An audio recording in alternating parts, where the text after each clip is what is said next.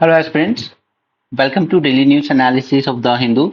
Today the date is 29th August, so let's get started. कल president Droupadi Murmu ji ने एक letter लिखा. She said that enough is enough.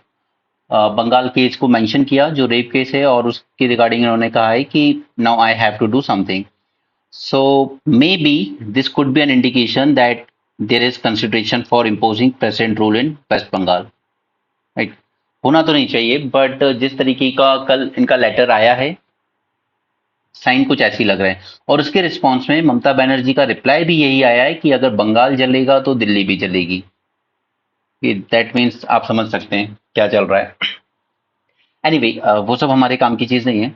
The she said declaring that enough is enough, it was time for India to wake up to the perversion of crimes against women and counter the mindset that see women as less powerful, less capable and less intelligent. तो ये ठीक है कि जो एक mindset है society का हमें उसको काउंटर करना है, वहां तक बात ठीक है. लेकिन मणिपुर में इतना उसे ब्रुटली कहेंगे हम, जब दो लड़कियों को न्यूड परेड कराया गया सड़क पे, ठीक है, तब शी डिडंट सेड एनीथिंग. अभी यूपी में दो बच्चियों को मार के उनकी लाशों को पेड़ से टांग दिया गया और फिर पुलिस ने ले आके उनको सीधे अंतिम संस्कार कर दिया परिवार को बिना बताए. She didn't said anything. Okay. तो इवन प्रेसिडेंट को हम मानते हैं it is a neutral institution, लेकिन जब वेस्ट बंगाल में कुछ हो रहा है उस पर आप बोलने आए, आप बिल्कुल बोलिए. मणिपुर केस पे आपने नहीं बोला. हथरस में एक बच्ची को जला दिया गया जबरदस्ती रातों रात फैमिली को दूर करके, तब भी she didn't speak anything. But now she did. Referring to the August 9 rape and murder of the junior doctor in Calcutta hospital, the president said that what was even depressing was that it was part of series of crime against women. Social prejudices as well as some customs and practices have always opposed the expansion of women rights, just like practice of triple talaq. तो इसी पे इन्होंने कुछ normal बातें लिखी हैं, but when she said that I have to do something now, so that was an indication कि maybe government is considering president rule. Bangladesh interim government lift ban on Islamist party. Now this was the one of the biggest fear जो India को था जब शेख हसीना की government गिरी थी. Okay. क्योंकि यहाँ पर एक ऑर्गेनाइजेशन है जमात इस्लामी, ठीक है, JEL. ये बहुत ही हार्डकोर रेडिकल इस्लाम की बात करता है. एंड शीज ये इन्होंने सपोर्ट भी प्रोवाइड किया है हमेशा से खालिदा जिया की गवर्नमेंट को. और टोटल इनका anti Hindu and anti India stance रहा है. तो इसको शेख हसीना की गवर्नमेंट ने इसको बैन कर दिया था और इसका जो स्टूडेंट विंग है इस जमात इस्लाम का उसको भी बैन कर दिया था. बट यहाँ पर जो इंतरिम गवर्नमेंट है उसने लिफ्ट कर दिया है अब इस बैन को.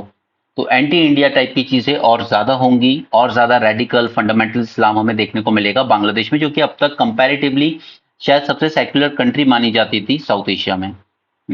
The interim government ended the ban on Jamaat-e-Islami, its student wing, Islami Chhatra Shibir, and all associated organizations.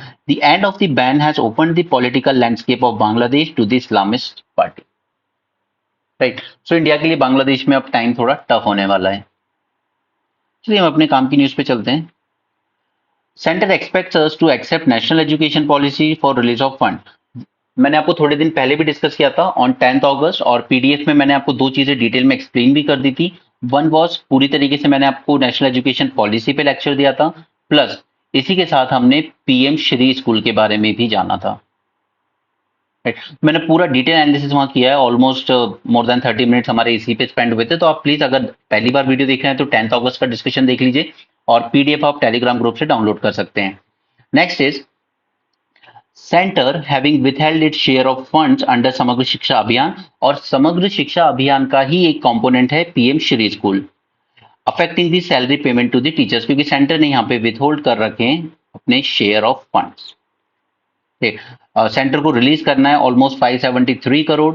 Centre is pressurising Tamil Nadu to accept national education policy for release of funds.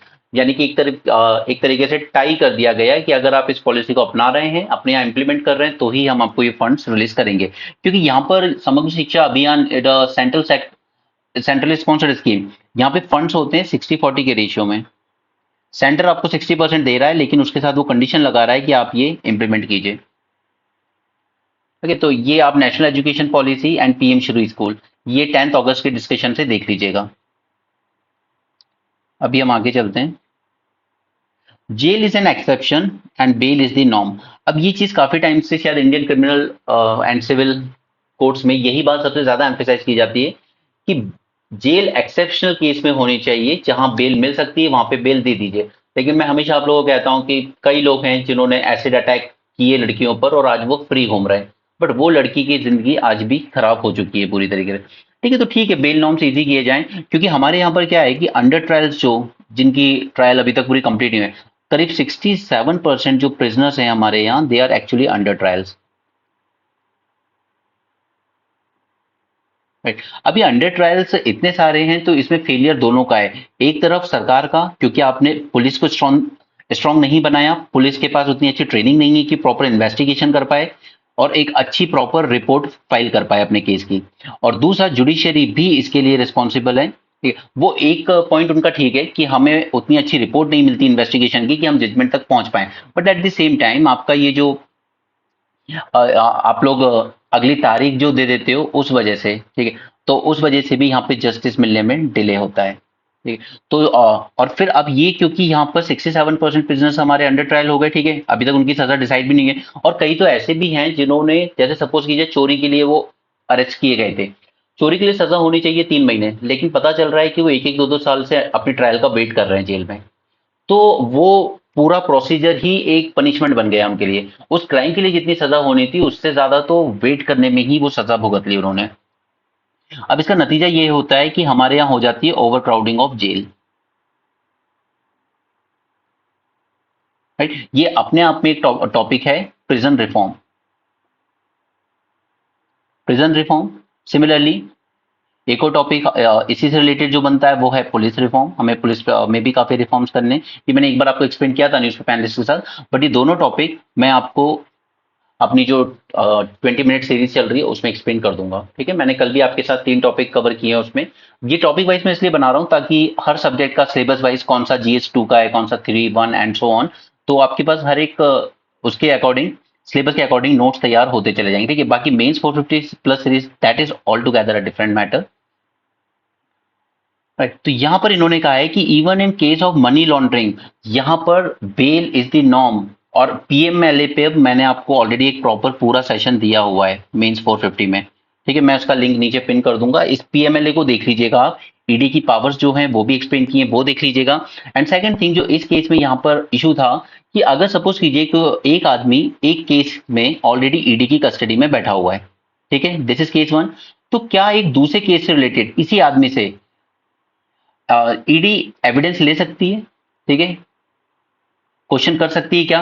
क्योंकि ये आदमी already आपकी custody में है और आप उसी आदमी से जुड़ा हुआ एक दूसरा केस भी हैंडल कर रहे हो, तो उसके रिगार्डिंग क्या आप अपनी कस्टडी में रह रहे ऑलरेडी जो आदमी कस्टडी में है, उससे क्वेश्चन कर सकते हो क्या दूसरे केस के अकॉर्डिंग? राइट, क्योंकि फिर यहाँ पे कौन सा आ जाएगा, आपका फंडामेंटल राइट फोर्स में आ जाएगा, दैट इज आर्टिकल 23। वो क्या कहता है? Right against self incrimination. मुझे अपने ही अगेंस्ट एविडेंस देने पर मजबूर नहीं किया जा सकता, this is fundamental right. Bail is the rule and jail is an exception even in money laundering cases. तो यहाँ पे ईडी का कहना था कि नहीं, we have absolute power, but court said no. ठीक है, PMLA उसको कर लेना आप वहां से, मैं ऑलरेडी एक्सप्लेन कर चुका हूं पहले, आपको मिल जाएगा नीचे link. ED cannot violate the fundamental right to silence of an accused already in judicial custody. ठीक है, focus on this word, already in judicial custody। मैंने आपको police custody and judicial custody, इन दोनों के बीच में डिफरेंस भी एक्सप्लेन किया था अपने पिछले सेशन में। ठीक है, दोनों में डिफरेंस होना चाहिए, पुलिस एंड जुडिशियल कस्टडी। और एग्जैक्टली यही डिफरेंस पे ही क्वेश्चन पूछा गया था आपको PYQ UPSC में 2 या 3 साल पहले। ठीक है, by forcing him to make a self incriminatory statement in another money laundering case probe by the same investigative agency. ठीक है, तो ये यहाँ पर सुप्रीम कोर्ट ने एक न्यू बात बोली है। ED power under section 50 to summon person and demand them to produce documents and give evidence. The court held that this power cannot breach the fundamental right against self-incrimination enshrined in Article 20, Clause 3। ठीक है, तो ये समझ में आया। Next is India ने फिर से इसी ऑर्डर को रिपीट किया है, 73,000 SIG राइफल्स जो डिलीवर की जाएगी बाय 2025 एंड, और ये हमने परचेज की है US से। ये मैं इसलिए आपको बार बार छोटी बातें बता रहा हूँ क्योंकि आपको कभी ना कभी ये मैच करने के लिए आ सकता है। एग्जाम्पल, ये फलाना वेपन हमने किस कंट्री से खरीदा है, ये वेपन किस कंट्री से, एंड ऑल दोस थिंग। ठीक है, इसराइल से क्या लिया है, रशिया से क्या लिया है। जैसे S-400 वहां से लिया है, Barak missile S-400 Russia, Barak missile Israel. ठीक है, Chinook helicopter USA, drones USA, Chetak helicopter USA, उसी तरीके से दिस 716 राइफल यूएसए। क्योंकि ये प्रीलिम्स में आपको मैच करने को आ सकती है, इसलिए पीवाईक्यू देखना जरूरी हो जाता है। ठीक है, ये दो टॉपिक पे मैं आपको लेक्चर दूंगा, prison reform and police reform, इधर इन मेंस 450 प्लस या फिर जो हमारी शॉर्ट सीरीज चल रही है उसमें। मेंस 450 प्लस अब पेड कोर्स का पार्ट है कि that comes at 1000 rupees per month. बाकी ये जो शॉर्ट सीरीज है वो आपकी यूट्यूब पे अवेलेबल रहेगी। UP plan to reward digital influencer draws flak. अब ये सोचिए कि इतने सारे इन्फ्लुएंसर्स आजकल यूट्यूब पर हैं, शॉर्ट्स बच्चे दिन दिन भर देख रहे हैं, वो आपके माइंड पे एक इम्पैक्ट डालते हैं। तो यहाँ पे गवर्नमेंट ने कहा है कि अगर आप गवर्नमेंट की स्कीम्स और मेजर्स को पब्लिक तक पहुंचाने में मदद करते हो तो आपको उसके लिए पे किया जाएगा। अगर आप एक्स यानी कि ट्विटर, फेसबुक, इंस्टाग्राम वगैरह पे कर रहे हो तो based on your subscriber and user base 5 lakh, 4 lakh, 3 lakh, 2 lakh आपको पैसे दिए जाएंगे। अगर आप यूट्यूब पे काम कर रहे हो, शॉर्ट्स या पॉडकास्ट कर रहे हो तो 8 lakh, 7 lakh, 6 lakh, 4 lakh depending upon your subscriber base government आपको पे करेगी। तो नाउ आप जब भी किसी इन्फ्लुएंसर की बातें सुन रहे हो, then just don't follow him blindly कि कोई बहुत ही अच्छा आदमी कह रहा है तो सही कह रहा है, नहीं। ये प्रॉपर पेड चलेगा गवर्नमेंट की तरफ से। The new social media policy to give cash prize to influencers who promote its initiative, schemes and achievements। But इसका काफी क्रिटिसिज्म हो रहा है यहाँ पे। बट सरकार कह रही है कि देखिए ये तो एक एम्प्लॉयमेंट अपॉर्चुनिटी ही जनरेट कर रहा है, बट अल्टीमेटली हो ये रहा है कि गोदी मीडिया को पूरा माउथ पीस बनाने के बाद अब सरकार सोशल मीडिया को अटैक कर रही है कि यहाँ पर भी जो लोग हैं उनको भी अपनी तरफ खरीद लो। Categorizing the influencers in 4 category with payment limit for influencer based on their subscriber and followers। Okay, ये लिमिट है, नंबर याद रखने की जरूरत नहीं है। और आपके अगेंस्ट लीगल एक्शन लिया जाएगा अगर आप कोई भी पेड कंटेंट करते हो जिसमें किसी भी तरह का एंटी नेशनल, एंटी सोशल या डेरोगेटरी रेफरेंस दिया जाए। ठीक है, अब एक आदमी है श्याम मीरा सिंह, उसने मोदी जी पर, अमित शाह पर, उसके बाद बाबा रामदेव, गुरमीत सिंह राम रहीम एंड दैट बाबू आसाराम, इन सब के अगेंस्ट उन्होंने काफी सारे वीडियोस बनाए हुए हैं विद फैक्ट्स। ठीक है, इवन उन्होंने एक बहुत अच्छा वीडियो बनाया है अगेंस्ट की हेमंत करकरे जो शहीद हुए थे वहां पर, उनका असैसिनेशन प्लान किया था इंटेलिजेंस ब्यूरो ने। ठीक है, तो अब कहने के लिए तो कि श्याम मीरा सिंह का जो चैनल है वो काफी एंटी नेशनल बातें कर रहा है या एंटी सोशल बातें कर रहा है या डेरोगेटरी रेफरेंस दे रहा है मोदी जी, अमित शाह के खिलाफ, तो ऐसे चैनल जो होंगे वो बैन कर दिए जाएंगे अगर वो जो वीडियो बना रहा है वो एक पेड कंटेंट है तो। It signals the government attempt to get produced favorable content and influence the public through the medium। ठीक है, ऑब्वियसली गवर्नमेंट उन्हीं को ज्यादा अप्रिशिएट करेगी ना जो उनके फेवर में कंटेंट बना रहे हैं। फिर आपको इस तरह के वीडियोस बहुत देखने को मिलेंगे, नेहरू ऐसे थे, इंदिरा ऐसी थी, Modi ji best in world में, all those things. Anyway, cabinet ने अप्रूव किया है private FM radio channels. Okay, ताकि यहाँ पे सिर्फ एक लाइसेंस फी देनी होगी 4% of the gross revenue excluding the GST. But इसमें इससे बेनिफिट क्या है, अल्टीमेटली हम लोग और ज्यादा diverse and local content produce कर पाएंगे। जैसे सपोज कीजिए कि tribal areas, backward areas, in tribal areas को एक अलग कंटेंट की जरूरत है, वो जो आपकी नॉर्मल एफएम चल रहे हैं आपकी कैपिटल सिटी से वो नहीं। उसी तरीके से अदर एफएम चैनल, ये म्यूजिक वाले एफएम चैनल ही मत सोचिए, आप ये सोचिए कि किसानों को एडवाइस देने के लिए भी एफएम चैनल चलाए जा रहे हैं। ठीक है, ये उस तरह की वहां की जो लोकल कंडीशन होगी उसके अकॉर्डिंग अपना कंटेंट क्रिएट करेंगे, तो हमें और भी ज्यादा डाइवर्स एंड लोकल कंटेंट यहाँ पे मिलेगा। It will encourage the creativity, encourage local languages as well as culture.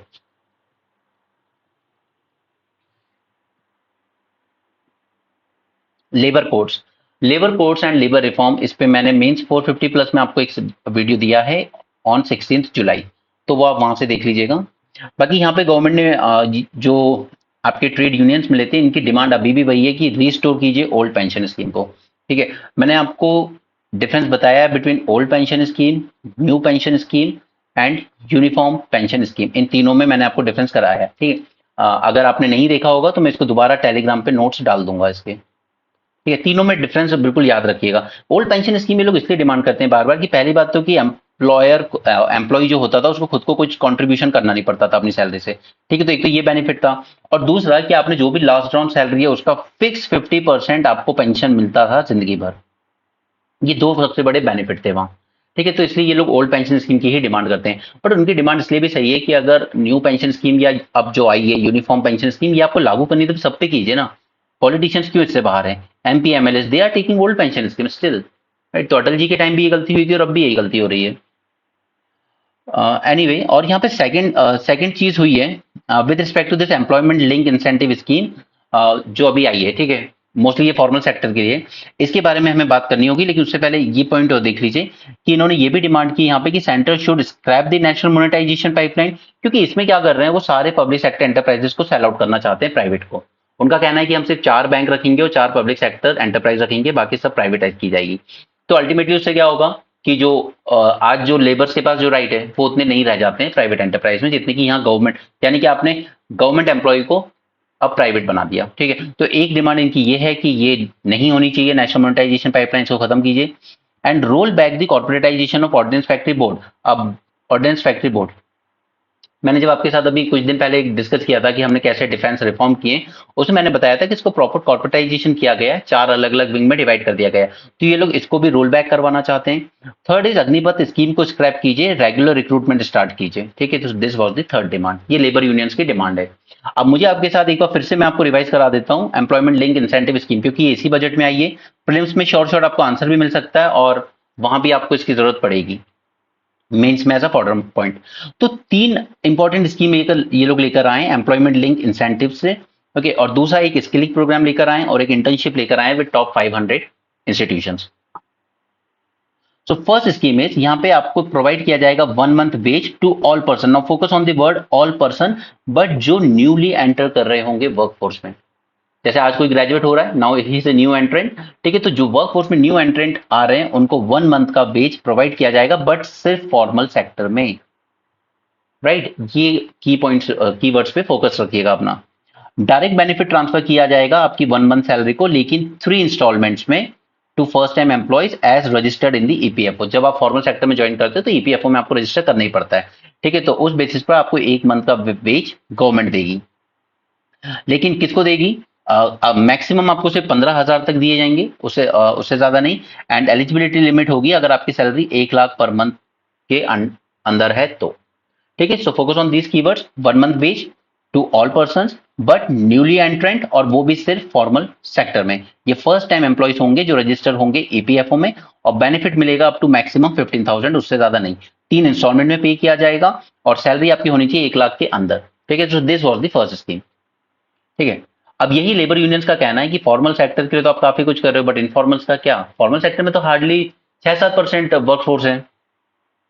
Second scheme में यहाँ पे इंसेंटिव प्रोवाइड किए जाएंगे डायरेक्टली टू बोथ, एम्प्लॉय को भी और एम्प्लॉयर को भी। यहाँ पे दोनों को बेनिफिट दिए जा रहे हैं, एम्प्लॉय को भी और एम्प्लॉयर को भी, with respect to their EPFO contribution.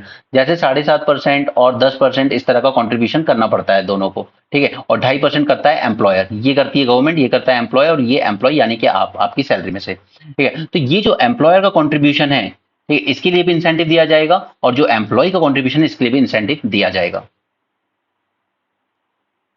Okay. The incentive will be provided directly to both employee and employer with respect to EPFO contribution in the first 4 years of employment. ठीक है, पहले 4 साल तक, and the scheme is expected to benefit 30 lakh youth, वो तो बोल बच्चे ने कहा। थर्ड स्कीम आते हैं, ये एक्सक्लूसिवली एम्प्लॉयर पे फोकस्ड है। नो सी, फर्स्ट किस पे फोकस थी? एम्प्लॉय पे यानी वर्कर पे। दूसरी दोनों पे फोकस थी, और थर्ड पूरी तरीके से एम्प्लॉयर यानी कि जॉब देने वाले पर, ठीक है, एम्प्लॉयर पर ही फोकस है। अब यहाँ पे एम्प्लॉयर को क्या बेनिफिट है? अगर आप एडिशनल एम्प्लॉयमेंट जनरेट करते हो और एक्स्ट्रा रिक्रूटमेंट करते हो, तो यहाँ पर, और उनकी सैलरी 1 लाख पर मंथ के अंडर रहती है, तो यहाँ पे गवर्नमेंट रीइंबर्स कर देगी एम्प्लॉयर को up to 3,000 per month for 2 years towards their EPFO contribution for each additional employee, right. ये एम्प्लॉयर को बेनिफिट होगा यहाँ पे। तो ये 3 स्कीम्स आई हैं। इसके बाद स्किलिंग प्रोग्राम में इन्होंने टारगेट सेट किया है दैट हम लोग स्किल करेंगे 20 लाख यूथ को over 5 year period, and 1,000 ITIs को अपग्रेड करेंगे in hub and spoke arrangement with outcome orientation. Hub and spoke होता है कि यहाँ पे एक बड़ा सेंटर है, ठीक है, बड़ा सा स्किल सेंटर है जिसमें सब कुछ अच्छा सिखाया जा रहा है। उसके साथ साथ छोटे छोटे स्किल सेंटर है जहाँ पे अच्छे इक्विपमेंट सब कुछ नहीं है, लेकिन ये कनेक्टेड है इन्हीं से, ठीक है। तो आप यहाँ पे ट्रेनिंग ले सकते हो और फिर आप इस मेन सेंटर में मूव कर सकते हो आगे फर्दर ट्रेनिंग के लिए। ओके, और ये बड़ा जो सेंटर है ये इन सब छोटे सेंटर्स को गाइड करेगा, मेंटोर करेगा कि आपको क्या सिखाना है, कैसे सिखाना है। That is called as hub and spoke model. Internship, ये तो हमने कई बार डिस्कस कर लिए। टॉप 500 जो कंपनीज है हमारी, उनको टारगेट दिया जाएगा 1 करोड़ यूथ को ट्रेन कीजिए 5 ईयर्स तक इंटर्नशिप पे। और यहाँ पर आपको 12 महीने की, 1 साल की रियल लाइफ बिजनेस एनवायरनमेंट में काम करने का एक्सपीरियंस दिया जाएगा। आपको अलाउंस दिया जाएगा 5,000 पर मंथ का, और वन टाइम असिस्टेंस दिया जाएगा 6,000 रुपीज का। And companies will be expected to bear the training cost. ठीक है, 10% of the internship cost from CSR fund, corporate social responsibility. Right, तो ये है आपकी सारी employment link incentive scheme. But mostly इसका पूरा फोकस कहाँ है, जैसा कि अभी तक हमने देखा, फॉर्मल सेक्टर पे। बट इनफॉर्मल सेक्टर के लिए कुछ नहीं है ज्यादा कुछ, इसीलिए यहाँ पर ये इन लोगों ने कहा है कि आप please Indian labour conference convene कीजिए। ठीक है, ताकि सभी वहां पे लेबर्स आके बात कर सकें कि उनके क्या इश्यूज हैं। Environment ignored considering sites for Nicobar island project. Nicobar island project में आपके साथ डिटेल में डिस्कस करूंगा in mains 450 plus within next 1 और 2 डेज। ठीक है, वो ऐप पे अपलोड होगा, यहाँ पे नहीं होगा, वो पेड कोर्स का पार्ट है। ठीक है, क्योंकि ये काफी इंपॉर्टेंट है, यहाँ पे काफी कुछ गलत हुआ है। जैसे यहाँ पे आप ये देखिए कि कोस्टल रेगुलेशन जोन 1A के अंडर में बहुत ही हाईली सेंसिटिव एरिया आता था। इन्होंने क्या किया, इसका क्लासिफिकेशन ही बदल दिया। उस एरिया को इन्होंने कह दिया नहीं, ये CRZ 1A के अंडर नहीं आता, 1B के अंडर में आता है। ठीक है, और सबसे बड़ी बात है कि यहाँ पे जो एनवायरमेंट इंपैक्ट असेसमेंट रिपोर्ट बनाई गई, उस रिपोर्ट को इन्होंने पब्लिक के बीच रखा भी नहीं है, ये कहकर कि ये सिक्योरिटी और डिफेंस का मैटर है। नहीं, बट ये एनवायरमेंट का ही मैटर है, तो आपको रिपोर्ट रखनी थी सामने। The project will come in highly sensitive coastal regulation zone 1A। 51 megapode nest है यहाँ पर, 20,000 से ज्यादा कोरल कॉलोनीज हैं। प्रोजेक्ट साइट है गलाथिया। ठीक है, this site is important for turtle conservation. The high powered committee reclassifying it as CRZ 1P। ठीक है, यानी कि आप कैटेगराइजेशन ही बदल दो, जो 1A में आना चाहिए था उसको आपने रिक्लासीफाई कर दिया 1P में। एंड मोस्ट इंपॉर्टेंटली कि आपने उस प्रोजेक्ट को पब्लिक नहीं किया है। Second is the project would invite a large influx of people and tourists which the tribes would be ill equipped to navigate। ठीक है, तो ये जो निकोबार आइलैंड का जो प्रोजेक्ट चल रहा है, डेवलपमेंट प्रोजेक्ट, इसको हम जल्द ही मेंस 450 प्लस में करेंगे विद इन 1 और 2 डेज। ओके, तो आप वो कोर्स ज्वाइन कर सकते हैं। It just come at 1,000 rupees per month, कोई ज्यादा अमाउंट नहीं है उसका। हाँ, एक और न्यूज थी ऊपर,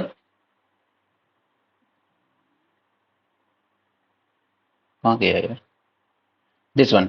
union cabinet redesign agriculture infrastructure to cover farmer producer organisation. तो इस स्कीम को देख लेते हैं। 1 लाख करोड़ का फंड सेटअप किया था गवर्नमेंट ने कि हम एग्रीकल्चर इंफ्रास्ट्रक्चर को इंप्रूव करेंगे।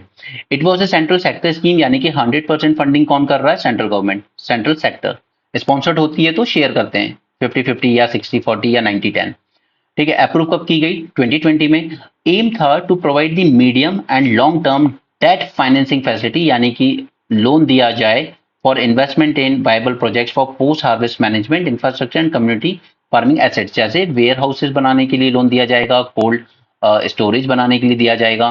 ठीक है, मंडी का इंफ्रास्ट्रक्चर जो है उसको इंप्रूव करने के लिए दिया जाएगा। And the duration of the scheme will be from 2020 to 2032, 12 साल के लिए। एलिजिबल कौन कौन है यहाँ पर, farmers, farmer producer organisation, PACS, marketing cooperative society, self help group, joint liability group, agri entrepreneur, startup, central state agency और local body sponsored BBB projects.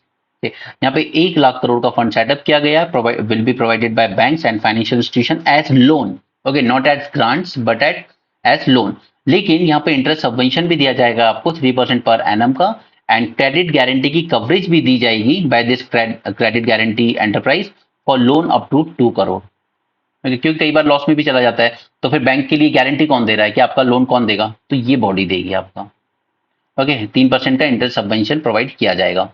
यहाँ पे फिक्स इसलिए नहीं है क्योंकि हर बैंक अलग अलग रेट पे लोन देता है ना, कोई 7% पे दे रहा है तो कोई 9% पे भी देगा। ठीक है, आप जितने परसेंट पे भी आपको लोन मिला है उस पर 3% इंटरेस्ट सबवेंशन प्रोवाइड कर दिया जाएगा गवर्नमेंट की तरफ से। No, what is the significance, significance इसलिए जरूरी है ये क्योंकि हमारे यहाँ पोस्ट हार्वेस्ट लॉसेस बहुत ज्यादा होते हैं।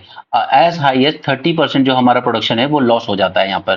क्यों हो जाता है, क्योंकि हमारे पास अच्छे वेयर हाउसेज नहीं होते, हमारे पास अच्छे कोल्ड स्टोरेजेस नहीं होते। तो इसी इंफ्रास्ट्रक्चर को और बढ़ाने के लिए हम और ज्यादा फूड प्रोसेसिंग इंडस्ट्रीज की तरफ जाएं, वैल्यू चेन एडिशन हो हमारे प्रोडक्ट्स का और एक अच्छी इनकम हो फार्मर की, उसके लिए ये स्कीम लाई गई है। It will provide the support to farmers and value chain actors for risk sharing and market access. It will help farmer for to sell their produce directly, जैसे वॉलमार्ट है उनको आप डायरेक्ट सेल कर सकते हो। Investment into logistic infrastructure, post harvest losses can be reduce. Okay, targeting state specific APMC, जैसे कुछ states की एपीएमसी बहुत ज्यादा करप्ट और इनएफिशिएंट मानी जाती हैं, ठीक है। So it is targeting the state specific APMC and maintenance of sanitary as well as phytosanitary standards for organic produce marketing and exports. क्योंकि ये जो एसपीएस है, सैनिटरी फाइटोसैनिटरी, इन्हीं की वजह से हमारे काफी सारे जो एक्सपोर्ट्स हैं वो यूरोपियन यूनियन और यूएसए में रिजेक्ट हो जाते हैं, ठीक है। अब उनका ये कहना है कि इंडिया के जो प्रोडक्ट्स आ रहे हैं एग्रीकल्चर में केमिकल बहुत ज्यादा है, राइट। तो इसलिए हम अपना जो इंफ्रास्ट्रक्चर है उसको बेटर बना रहे हैं ताकि ये स्टैंडर्ड्स मेंटेन किए जाएं for organic produce and exports. District state and national level पे मॉनिटरिंग कमिटी बनाई जाएगी that will reduce the turn around time for file processing to less than 30-60 days, and the scheme tries to mitigate spatial as well as temporal risk in the agri-business ecosystem through adequate post-harvest infrastructure facility। क्योंकि अगर मैं agri business में उतर भी जाऊं और मुझे MP से दिल्ली पेरिशेबल भेजने फ्रूट्स एंड वेजिटेबल्स, राइट, तो द थिंग इज कि इसमें लॉस होने के चांसेस बहुत ज्यादा हैं क्योंकि हमारे पास उतना अच्छा इंफ्रास्ट्रक्चर नहीं है। अब ये मुझे भेजना है तो मुझे ऑब्वियसली बात है किसी ट्रेन के थ्रू ही भेजना होगा, बट प्रोवाइडेड कि वो ट्रेन रेफ्रिजरेट वाली हो, राइट। इसी के लिए किसान रेल जैसी चीजें चलाई गई हैं। तो इसी तरह की और ज्यादा ट्रेन और ट्रक्स बनाने की जरूरत है हमें जो पेरिशेबल प्रोडक्ट्स को ट्रांसपोर्ट कर सके तरीके से। तो पहले हम इस आर्टिकल को देख लेते हैं, high amount of microplastics in Indian personal care products. आपको पता है जो फेस वॉश वगैरह होते हैं, इवन टूथपेस्ट में छोटे छोटे माइक्रोप्लास्टिक्स यूज किए जाते हैं, तो इनको काफी हार्मफुल माना गया है और इसमें सबसे ज्यादा यूज होने वाला जो प्रोडक्ट है वो है polyethylene. It dominate the polymer in microplastic emissions from personal care products. Microplastics हम उनको कहते हैं which are of size less than 5 mm in size, and microbeads उनको कहते हैं which have a diameter under 5 mm, ठीक है। Microplastics and microbeads, इनको मार्केट किया जाता है कई बार इको फ्रेंडली, नेचुरल या ऑर्गेनिक के नाम पे, बट जब इनको एग्जामिन किया गया तो देखा गया कि नहीं, ये जो प्रोडक्ट्स यहाँ पे यूज हो रहे हैं सेल्यूलोस माइक्रोबीड्स जैसे, ठीक है, इनकी बायोडिग्रेडेबिलिटी अभी अनक्लियर है, ये नेचुरल है या नहीं, दिस इज स्टिल अनक्लियर, ठीक है। इसी को हम लोग कहते हैं ग्रीन वॉशिंग, जो यूपीएससी ने आपसे एग्जाम में पूछा था। ग्रीन वॉशिंग यानी कि हमें नहीं पता कि ये जो प्रोडक्ट है ये एग्जैक्टली ऑर्गेनिक है या नहीं, ठीक है, ये एग्जैक्टली ग्रीन है या नहीं, बट आप उसको मार्केटिंग ऐसे कर रहे हो कि हमारा प्रोडक्ट इको फ्रेंडली है, हमारा प्रोडक्ट नेचुरल है, ऑर्गेनिक है, राइट। इसी को कहते हैं green washing. The research also found that polycaprolactone, a type of bioplastic, in two of the test sample, and this polycaprolactone is a become more popular in pharmaceuticals as a carrier of drugs and for its anti-aging and antibacterial constituents, right। But scientist का और scientist को यहाँ पर sorry इसको हम लोग मेलफॉर्म aquatic biota भी कहते हैं। ये वैसे ही पूछा नहीं जाएगा इतना, लेकिन बस यहाँ पे गोल है कि ये जो माइक्रोबीड्स एंड माइक्रोप्लास्टिक्स हैं ये आजकल हमारे ब्लड से लेकर हमारे ब्रेन तक, मदर के मिल्क तक, ये सब जगह पहुंच चुके हैं, ठीक है। इस लेवल का माइक्रोप्लास्टिक पॉल्यूशन हो रहा है। ग्रीन वॉशिंग टर्म है, मैंने एक्सप्लेन कर दिया आपको, ये पीवाईक्यू में पूछ चुके हैं already. US, UK, Canada, France and New Zealand have already banned the production of and sale of products with microbeads, but it remains an ambiguous issue in India. इन लोगों ने बैन कर दिया माइक्रोबीड्स को, लेकिन हमने बैन नहीं किया है अपने यहाँ पर अभी तक। Microplastics have also been found in human brain, blood, lungs, colon, placenta, testicles, stool. Okay, so what we need is we need better policy to control microplastic pollution in India, and it also suggested that coffee, apricots, walnut, kiwi seeds, and soluble cellulose beads, they have potential to replace these microbeads in personal care products. Okay, next हम लोग देखते हैं इस article को।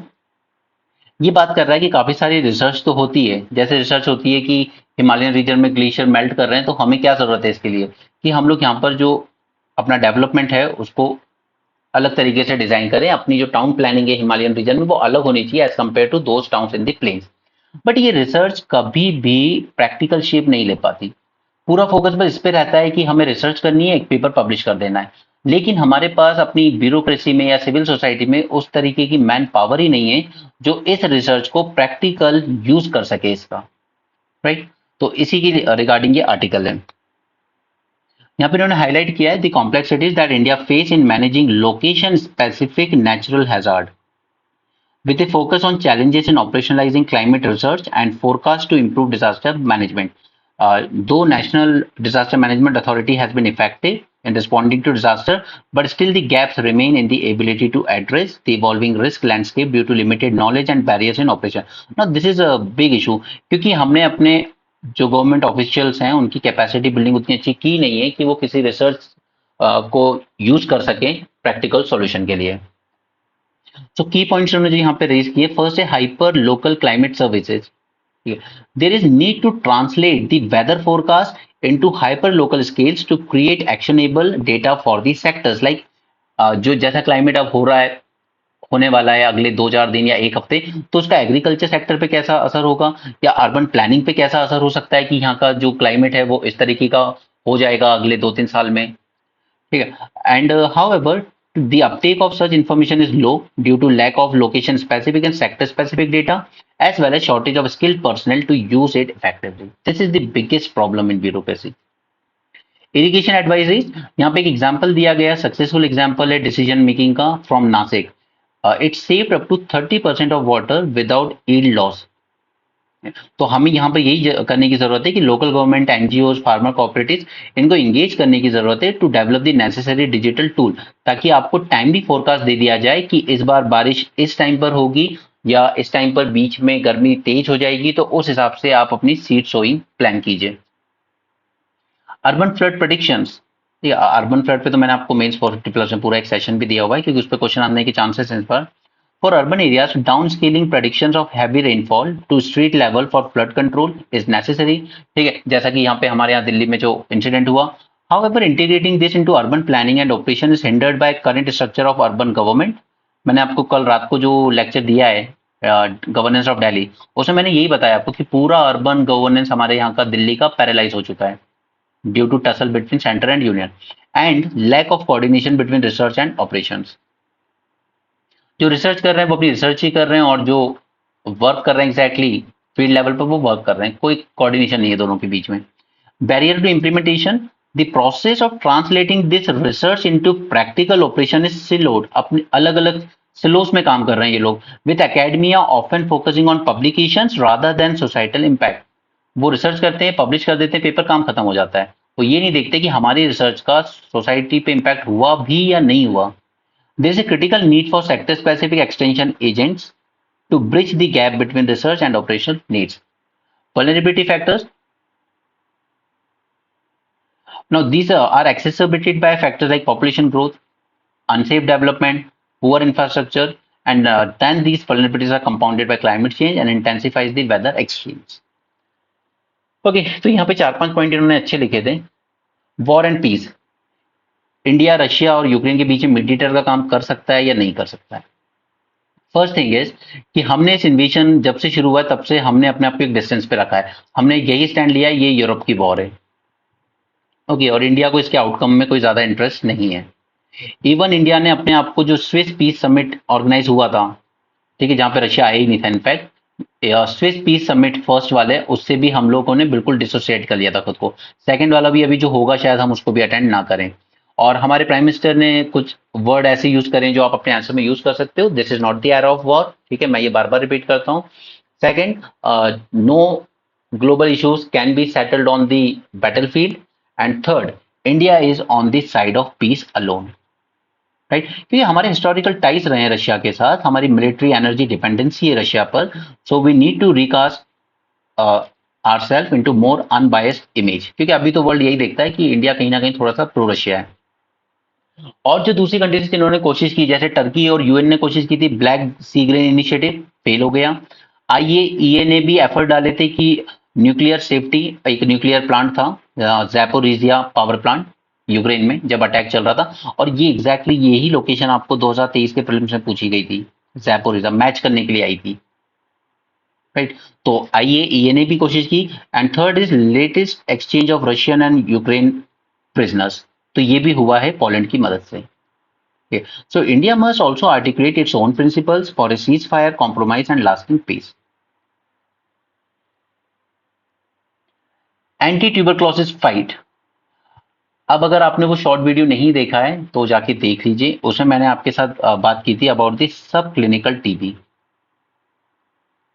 ठीक है, ये almost world के 40% यही है, और इसको कैच करना बहुत मुश्किल हो रहा है क्योंकि इसमें एग्जैक्टली आपको सिम्टम्स नहीं दिखते हैं। हमें एक्सरे यूज करना पड़ता है पहले ये ऑब्जर्व करने के लिए क्या लंग में कोई इन्फॉर्मेलिटीज डेवलप हो रही है, और वो भी कोई शॉर्ट शॉर्ट नहीं होता है कि अगर हो भी रही है तो वो टीबी की वजह से हो रही है, और भी वजह से हो सकती है। बट उसका सोल्यूशन है कि हम इसको फिर और दूसरे माइक्रोबियल टेस्ट के साथ यूज कर सकते हैं। ठीक है, इसलिए मैंने आपको वहां पे समझाए थे अलग अलग तरीके के टेस्ट जो हम टीबी को डिटेक्ट करने में यूज करते हैं। एलिसा एक टेस्ट हुआ करता था, बट डब्ल्यूएचओ ने कहा ये बकवास टेस्ट है, इसको बिल्कुल यूज मत कीजिए। राइट, तो वो वीडियो देख लीजिए, हार्डली 15 मिनट्स का है, आपको चीजें क्लियर हो जाएंगी, तभी ये आर्टिकल आपको एक्जैक्टली समझ में आएगा। इन 22, WHO recommended the shorter, safer and more effective regimen called as BPAL। ठीक है, अब तक तो याद हो भी गया होगा ये। ठीक है, for all drug resistant TB, this regiment to be more effective with better compliance. Only 3 to 4 tablet दी जाती है यहाँ पे हर दिन, and patients can complete their treatment within 6 months। जबकि जो पुराने मेथड्स हैं उनमें 18 मंथ तक लग जाते थे, तो लोग टीबी का ट्रीटमेंट फिर अधूरा छोड़ देते थे बीच में। This is more effective safer solution to treat drug resistant TB. Okay, this BPAL। Next is we need to identify the vulnerable population, जैसे जो थोड़ा स्लम में रह रहे हैं या प्रिजन्स में रह रहे हैं, होमलेस पीपल, इनको आइडेंटिफाई करना जरूरी है। Targeted multi disease focus screening drive can be conducted to detect TB cases early. ये मैंने आपको उस दिन भी कहा था, जैसे कोविड के टाइम हमने जगह जगह पर टेस्टिंग सेंटर बना दिए थे मार्केट्स में, मेट्रो स्टेशन के बाद, उसी तरीके का उसी लेवल पे उसी स्केल पे हमें टीबी को भी काउंटर करने के लिए कोशिश करनी चाहिए। ठीक है, national TB prevalence survey highlights the importance of chest X-ray. ये चेस्ट एक्सरे ही है जो सब क्लिनिकल टीबी को डिटेक्ट कर सकता है और कोई मेथड डिटेक्ट नहीं कर सकता। Which detected that 42% of cases that would have otherwise been missed. इसी ने डिटेक्ट किया कि ये जो 42% केसेस हैं ये सब क्लिनिकल टीबी के हैं, यानी कि अगर इंटरवेंशन नहीं किया गया यहाँ पे मेडिकल, तो आपको फ्यूचर में टीबी डेवलप हो सकती है। उस शॉर्ट वीडियो को प्लीज देख लेना। पोर्टेबल एक्सरे मशीन हम लोग लगा सकते हैं with AI driven tools that can significantly reduce diagnostic delays especially in remote and under resource area. ये पॉइंट भी हमने वहां डिस्कस किया था। Next is there is critical need to expand the use of rapid molecular test. ठीक है, सिर्फ x ray नहीं पकड़ पाएगा, वो सिर्फ ये देख पाएगा कि आपके लंग्स में कोई एबनॉर्मलिटीज डेवलप हो रही हैं, लेकिन ये एबनॉर्मलिटीज टीबी की वजह से डेवलप हो रही है या किसी और वजह से, उसके लिए हमें करने होंगे मॉलिक्यूलर टेस्ट अलग अलग तरीके के, TST वगैरह जो मैंने वहां पे डिस्कस किए हुए हैं। Over less sensitive microscopic method for faster detection and drug resistance profiling. Improve TB detection rate, reduce delays and enhance the treatment outcome, ताकि हम अल्टीमेटली 2025 तक टीबी को एलिमिनेट कर पाए। ठीक है, प्लीज उस शॉर्ट वीडियो को देख लीजिएगा, उसके बिना आप नहीं समझ पाएंगे चीजें। एस्टैब्लिशिंग ए कार्बन मार्केट। अभी के लिए मैं इस आर्टिकल को यहाँ पे छोड़ रहा हूँ, ठीक है, क्योंकि ये अपने आप में एक बड़ा टॉपिक है, मैं इसे सेपरेटली आपको अलग वीडियो में कराऊंगा। ठीक है, कार्बन मार्केट वही सब है कि एक कंपनी ज्यादा एमिशन कर लेती है, दूसरी कंपनी कम एमिशन कर रही है, तो जिसने ज्यादा एमिशन करें वो इस कंपनी से परचेज कर सकती है कि आप मुझे अपने सर्टिफिकेट दे दीजिए कार्बन के, यानी कि ट्रेडिंग हो रही है आपके कार्बन एमिशंस की। ठीक है, इसी ट्रेड को हम कह रहे हैं कार्बन मार्केट। इस मार्केट को हमें क्या करना है और ज्यादा स्ट्रेंथन करना है। अभी आज के लिए हमारे लिए जरूरी टॉपिक ये है जो कर्नाटका में चल रहा है, क्या गवर्नर के पास अथॉरिटी है कि वो CM के अगेंस्ट कोई एक्शन ले सके काउंसिल ऑफ मिनिस्टर की मर्जी के बिना। ठीक है, बिकॉज तो गवर्नर को मेनली क्या है, काउंसिल ऑफ मिनिस्टर की एड एंड एडवाइस पे ही काम करना है। राइट, लेकिन सपोज कीजिए कि खुद CM ने ही कुछ गलत कर दिया और वही हेड है काउंसिल ऑफ मिनिस्टर का, ठीक है, वो प्रोसिक्यूशन रेकमेंड तो करेगा नहीं अपने अगेंस्ट, तो क्या गवर्नर के पास डिस्क्रिशन पावर है कि वो CM के अगेंस्ट प्रोसिक्यूशन इनिशिएट करवा सकें। ठीक है, उसी को लेकर ये टसल चल रही है कर्नाटका में।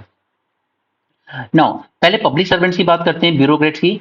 तो उन्हें अगर प्रोसिक्यूट करना है तो यहाँ पे सैंक्शन लेना पड़ता है, और ये सब इनको क्यों दिया गया, आर्टिकल 311 हमने किया था, ये क्या क्यों बनाया गया, ताकि ऑफिसर्स को डर ना हो कि हम पे बेवजह के एलिगेशन लगा के हमारे काम को रोका जाएगा। ठीक है, उनको एक सेफ्टी नेट प्रोवाइड किया गया। The sanction for prosecuting a public servant is crucial legal requirement designed to protect the officials from frivolous and malicious lawsuit. This ensures that their decisions made during their official duties are not constantly challenged in court without valid grounds. The need for sanction is embedded in various legal provisions such as Section 197 of CRPC and Section 19 of Prevention of Corruption Act. आपको sanction लेना पड़ेगा ऊपर से, तभी आप इसके खिलाफ किसी पब्लिक सर्वेंट के खिलाफ एक्शन ले सकते हो। तो क्रिमिनल प्रोसीजर कोड और prevention of corruption act section 197, section 98, both these laws require that before a public servant can be prosecuted, a competent authority must grant permission, that is president in case of central officers and governor in case of state officers. Okay. This is to ensure that the actions of public servants, especially those undertaken in their official capacity, are scrutinized before legal action initiated. ठीक है। Recent amendment क्या किए गए, भारत न्याय सुरक्षा संहिता जिसने CrPC को replace किया है, उसने भी ये दोनों प्रोविजन रिटेन किए हैं। इन 2018 एक अमेंडमेंट किया गया प्रिवेंशन ऑफ करप्शन एक्ट में, which introduce that the necessity of obtaining government approval even to start an investigation, highlighting the importance of sanction before prosecuting public servant। हालांकि गलत इंटेंशन से किया गया, क्योंकि देखिए आप पहले एक बार इन्वेस्टिगेशन कर लीजिए, उसके बाद अगर आप चार्जेस फ्रेम करने जा रहे हैं तब आप परमिशन ले सकते हैं कि सर हमें प्रॉपर एविडेंस मिले हैं कि ये जो पब्लिक सर्वेंट है इसने कुछ करप्शन केस किया है। ठीक है, हमने अपनी इन्वेस्टिगेशन कंप्लीट कर ली है, अब हमें इसके अगेंस्ट चार्जेस फ्रेम करने, तो आप सैंक्शन दे दीजिए। ठीक है, तो ये सही प्रोसेस होता। लेकिन इन्होंने क्या कर दिया है कि पुलिस अगर इन्वेस्टिगेट करना चाहे भी कि सर हम लोग ये इन्वेस्टिगेट करना चाहते हैं, इस इश्यू में करप्शन हुआ है तो इसके लिए कौन रिस्पॉन्सिबल है, हम ये इन्वेस्टिगेट करना चाहते हैं। ठीक है, तो उसके लिए भी आपको अब सैंक्शन लेना पड़ेगा पहले। तो अगर किसी स्टेट गवर्नमेंट या सेंट्रल गवर्नमेंट ने खुद ही करवाया है अपने थ्रू ऑफिसर्स के, तो वो क्यों देगी sanction even for start investigation, right. तो ये जो अमेंडमेंट हुआ 2018 का, ये एक गलत अमेंडमेंट था, इसने करप्शन को और बढ़ाया है। Role of governor in cases against chief minister. अब अगर चीफ मिनिस्टर का ही रोल आ गया, जैसे कि आजकल पेपर लीक हो रहे हैं, बच्चों की सीटें बेची जा रही हैं, सीधे लोग 1-1, 2-2 करोड़ देके डिप्टी कलेक्टर बन रहे हैं। मैं छत्तीसगढ़ का एग्जाम्पल दे रहा हूँ। एक लड़का लेके आया 14 या 16 रैंक, उसके फादर आईएएस ऑफिसर है। ठीक है, उसका मॉक इंटरव्यू आया था, उसे इसरो का फुल फॉर्म भी नहीं पता मॉक इंटरव्यू, फिर उसके फादर ने फोन करके कोचिंग इंस्टीट्यूट से अब वो मॉक इंटरव्यू हटवाया यूट्यूब से। ओके, तो अगर कहीं पर चीफ मिनिस्टर ही इन्वॉल्व हो किसी केस में तो क्या करें? ऐसे में governor play significant role in cases involving chief minister. Since governor has authority to dismiss a CM, they are also the one to grant prosecution sanction against them, right. Now there is debate, यहां पर यह है कि governor क्या independently ये decide कर सकते हैं या फिर उन्हें काउंसिल ऑफ मिनिस्टर के एडवाइस पर ही काम करना होगा। अगर काउंसिल ऑफ मिनिस्टर तो खैर सैंक्शन देने से रहा, वो तो बोलने से रहा गवर्नर को कि हाँ आप सीएम के खिलाफ सैंक्शन दे दीजिए। ठीक है, तो यहाँ पे सुप्रीम कोर्ट ने क्या स्टैंड लिया in the case of AR Antulay. Supreme court clarified that governor should exercise discretion and not merely follow the council advice when deciding on prosecution sanction against the chief minister। ठीक है, सो motive है, crux of the article is कि yes governor अपना description use कर सकते हैं against the CM, जो कि अभी कर्नाटक में इशू चल रहा है।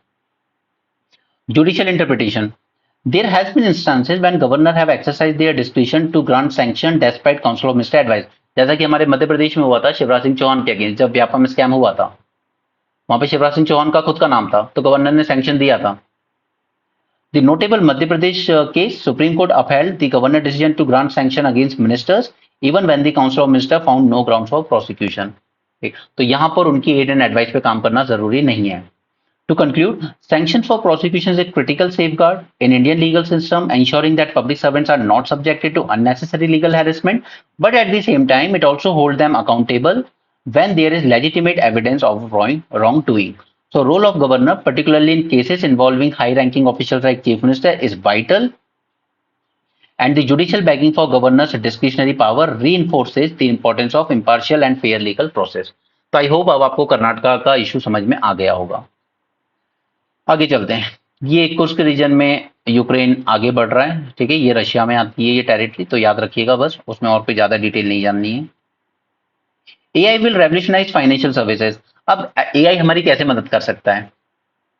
मैंने आपके साथ एक शॉर्ट सेशन किया था FMCG पर, फास्ट मूविंग कंज्यूमर गुड्स पर।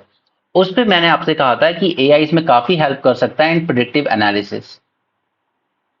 वो एक पैटर्न एनालाइज कर सकता है कि इस एरिया में रहने वाले लोग किस चीज की ज्यादा डिमांड कर रहे हैं, इनके लिए क्या चीज कितनी देर में चाहिए, ठीक है, और किस जोन से एग्जैक्टली किस प्रोडक्ट की ज्यादा डिमांड आ रही है, तो वहीं पे एक स्टोर हाउस बना देते हैं, राइट। उसी तरीके से फाइनेंशियल सर्विसेज में भी एआई हमारे लिए काफी हेल्पफुल हो सकता है इन प्रिडिक्टिव एनालिसिस करने में।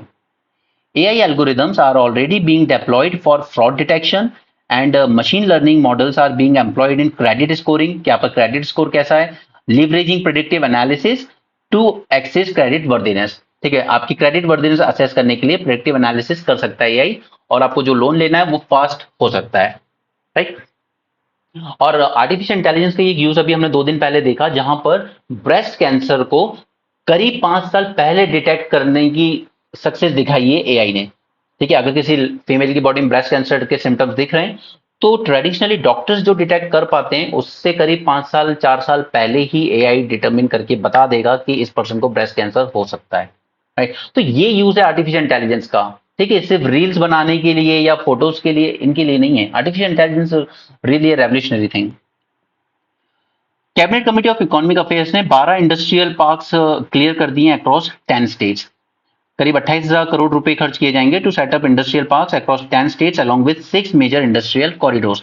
फायदा वही सब होगा, इन्वेस्टमेंट आएगा, employment, direct indirect employment generate होगा, इंफ्रास्ट्रक्चर होगा। यहाँ पे plug and play model setup किए जाएंगे, लाइक कि अगर मुझे कोचिंग शुरू करनी है तो मैं जो कैंपस बना होगा एक सपोज कोचिंग इंस्टीट्यूट का, मैं वहां सीधे जाऊंगा, पैसे दूंगा और पूरा सेटअप ऑलरेडी लगा हुआ है रिकॉर्डिंग का, मुझे सिर्फ अपनी पेन ड्राइव लगानी है और शुरू कर देना है पढ़ाना, ठीक है। That is called as plug and play and it will be completed in 3 years। Land acquisition and environmental clearances already ले लिए गए। This is first set of about 100 investment ready plug and play industrial parks with complete infrastructure in or near cities, ठीक, 100 बनाए जाएंगे करीब, अभी तो ये सिर्फ 12 ही हैं। Defence ministry wants India industries on China drone parts. अब ये बहुत सीरियस इश्यू है कि मैंने आपको बताया था कि हमारे यहाँ डीआरडीओ की लेबोरेटरी में हमने सीसीटीवी कैमरे लगा रखे हैं ऑफ चाइनीज ओरिजिन, जबकि यूएसए चाइना की कंपनी हुआई को बैन कर चुका है कि ये इस तरह की जासूसी करवाती है Chinese government through this industries. Australia ने भी बैन किया है, तो हमारी भी डिफेंस मिनिस्टर ने वार्निंग दी है इंडिया की कंपनी को कि अगर आप चाइना से ड्रोन पार्ट इंपोर्ट करके कुछ बना रहे हैं तो प्लीज ध्यान रखिएगा। Ministry of Defense has warned Indian companies against using Chinese spares and parts to manufacture and sell drones in India. आगे चलते हैं। China won US over support to Manila, that is Philippines and South China Sea, ठीक है। बहुत aggressive हो रहा है, Philippines भी एग्रेसिव हो रहा है, चाइना भी हो रहा है। चाइना इसलिए क्योंकि वो चाहता है कि फिलीपींस पे दबाव बना के जल्दी से उसके साथ कोई नेगोशिएट किया जाए, डील की जाए, और फिलीपींस इसलिए हो रहा है कि अब मुझे कोई डर नहीं है, ट्रंप के आने के चांसेस ज्यादा है। United States must not use bilateral treaties as an excuse to undermine China's sovereignty and territorial integrity, nor should it support or condone the Philippines' actions of infringement. Even Japan की respect में मैंने आपको बताया था कि ये भी अपनी पैसिफिस्ट पॉलिसी से बाहर आया है, इसने भी एक पैक्ट साइन किया फिलीपींस के थ्रू, जहां पर ये दोनों अपनी अपनी एक दूसरे की डिफेंस फोर्सेस एक दूसरे की टेरिटरी पर डिप्लॉय कर सकते हैं, ठीक है। तो वॉशिंगटन का भी सपोर्ट है और उसके अलाई जापान का भी सपोर्ट है इस वक्त फिलीपींस को, and they have blamed China in the past week for raising regional tensions, with Tokyo accusing Beijing of violating its air space and Manila calling it the biggest disruptor of peace in South East Asia. Okay, तो China और ज्यादा panic कर रहा है अब।